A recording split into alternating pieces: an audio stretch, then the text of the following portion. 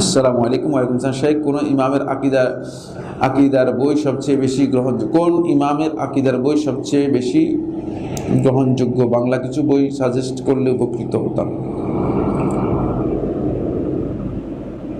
বাংলা বইয়ের মধ্যে আকিদার জন্য আপনারা শেখ মোহাম্মদ ইবনে আব্দুল ওয়াহাব রহমতুল্লাহ আলাইহি লেখা কিতাবুত তাওহীদ পড়তে পারেন।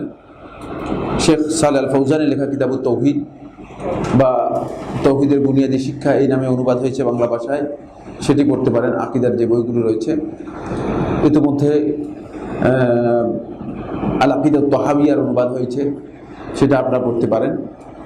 শেখ ডক্টর আব্দুল্লাহ জাহাঙ্গীর রাহিমাহুল্লাহ তিনি অনুবাদ করেছেন আল ফিকহুল আকবরের, তিনি একটা ব্যাখ্যাসহ অনুবাদ করেছেন, এটাও পড়তে পারেন। এটাও মানে মোটামুটি গ্রহণযোগ্য বইগুলোর মধ্যে একটি।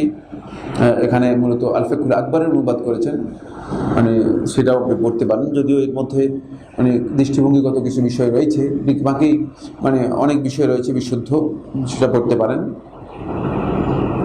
আর মানে আকিদার উপর বাংলা ভাষায় আরও বিস্তারিত আকিদার উপর